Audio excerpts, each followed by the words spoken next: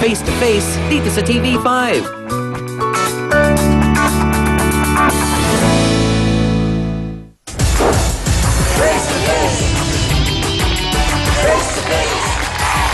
Abay, dinumog! Hindi ng mga fans, kundi dinumog ng galit at sama ng loob.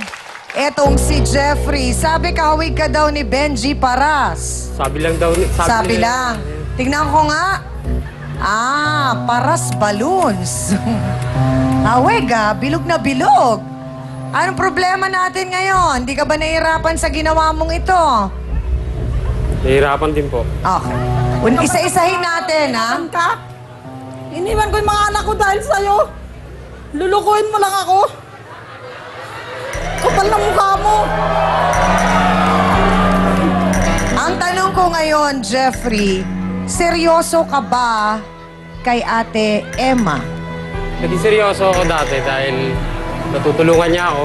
Nabibigyan niya ako ng Niligawan mo siya dahil gusto mo siya, mahal mo siya, o dahil kailangan mo siya? Kailangan ko po siya.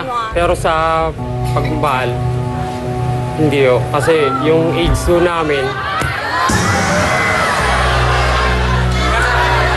Anong tawag mo kay Aling Emma? sweet. Sweet! Bakit sweet ang naisip mong itawag sa kanya? Kasi malambing siya sa akin eh. Malambing. Nung una pa lang. Pero, inuobliga mo daw si Sweet na magbigay ng 500. Linggo-linggo ba? Araw-araw? Kasi tumutulong po ako sa paghugas-hugas ng mga plato. Oh, yun naman pala eh. Kaya mong magtrabaho. Bakit hindi ka na lang nagtrabaho sana at hindi ka na nakipagrelasyon? Hindi ko masabi. Basta nahulog na rin po loob ko rito noon. Kasi ang bait niya. Nahulog! So kasama sa paghulog, Nahulog loob mo sa kanilang dalawa. Ako kasama mo. Kapal na mukha mo. so nung nahulog ka kay Sweet, may something-something din. Wala pa po. Wala namang naging something-something. Naghanap ka pa ng Kiss mga- lang. Apo. Okay.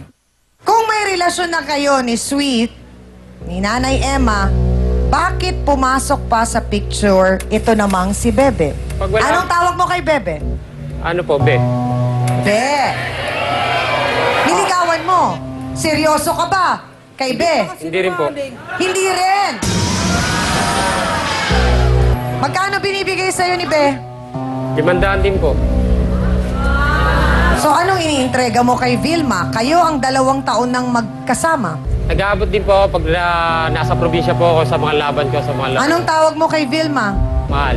Mahal. So ang tanong, seryoso ka ba kay Vilma? Huwag kang sinungaling, ha? Huwag kang sinungaling. Seryoso po. Ha? Seryoso po. So kung seryoso ka at mahal mo siya, bakit mo siya sinasaktan? At puro may edad ang ipinalit mo sa kanya. Kasi po nung time na nagtatrabaho siya, kasi parang uuwi siya sa bahay, pagod na pagod, matutulog. Tapos ako, pag darating din ako, tutulog din. Tapos pagkagising ko sa umaga, wala na kaagad siya, madaling araw na. So parang Sabihin sa akin, kaya ko na maibigay sa buong oras ko, ha? Ako na nga nagtatrabaho, niloloko mo pa ako. nagawa ko lang yon. Dahil sa kailangan ko rin. Sabihin mo sa akin, ibibigay ko sa'yo. Ang panahon at atensyon na hinihingi mo sa akin. Huwag mo lang ako lulukuhin. Hindi tayo mabubuhay. Nako, ang nakakatakot siya, Attorney Ben, merong pwedeng ireklamo ang mga kababaihan na ito sa ginawa na ito ni Jeffrey na panghuhut-hut o panghingi ng pera o pang-abuso ng kahinaan ng mga babaeng ito na nasa pula, maging yung nasa puti din po. Tama po yun, Chang. Ang maaaring ireklamo nitong mga nasa panig ng pula laban dito kay Jeffrey ay ang Revised Penal Code, yung Article 318, dahil maliwanag na yung panghuhut-hut niyang yun, panloloko eh. At hindi lamang doon, kundi maaaring gamitin din itong mga nasa pula ang Republic Act 9262, yung Anti-Violence Against Women and Their Children, dahil nasaktan din niya ni Jeffrey ang damdamin ng 2 kababayang itong nasa pula at maging itong nasa puti, Tiangami. Salamat po, Attorney Ben. Doktora, itong narinig natin na sinasabi kasi ni Jeffrey na nagbabasketball lang siya. Tapos nga, yun, pwede naman siya magtrabaho, kaya naman niya. Pero parang yun ang mas priority niya. Ano ba yun? Parang may pangarap siya siguro nung bata at pilit niyang pinagpapatuloy pa rin. Parang ganon. Kahit na dapat nagtatrabaho na siya. Siguro, Chang, kasi merong mga tao na pagdating at certain age, lalo na pagdating ng 18, may mga goal-oriented na tao na meron silang inaambisyon. Pero ang iisipin mo dito, yung tamang pagtatrabaho na kumikita ka, hindi sa pagbabasketball. Kasi ang basketball, kinoconsider yun na sports. Kung gagawin mo siyang career, may certain limit lang siya eh. Pangit man sabihin kasi may tendency na ang isang tao magiging parasite kung itong dalawang nandito sa pula mag-feed pa ng palaging binibigyan ng pera, hindi niya iintindihan na total meron naman nagpapahalaga sa akin, binibigyan ako, makakalimutan niya yung ideya na maging goal-oriented. Salamat po, Dr. Camille.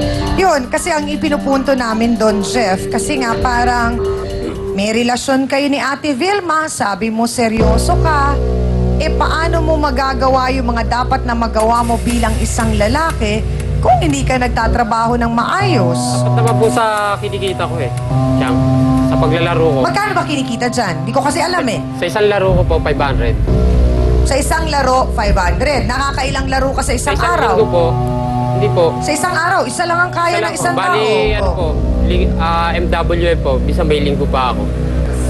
Pero hindi naman tuloy-tuloy talaga siyang Yun na may nga. Hindi siya tuloy-tuloy. Ayaw mo bang pumasok sa isang trabaho na regular ka, tuloy-tuloy, may kinikita ka, tapos on the side na lang yung paglalaro mo ng basketball?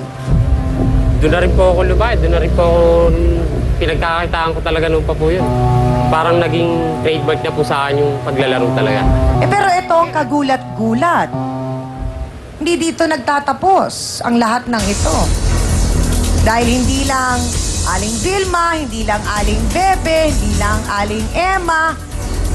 Abay, may atraso itong si Jeffrey. Malaki din daw ang galit sa kanya dahil nga sa ginawa nito sa kinakasama naman niya. Ano naman kaya ang reklamo ng taong ito? Si Mark Anthony Saberon. Pasok!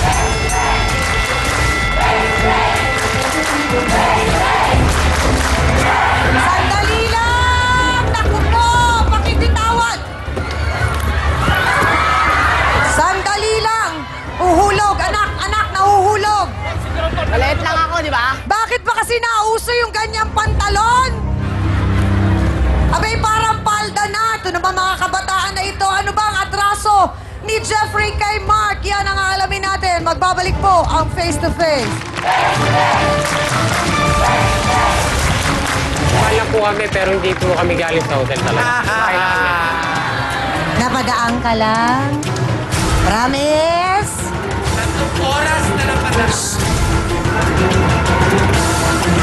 Napadaan lang kayo?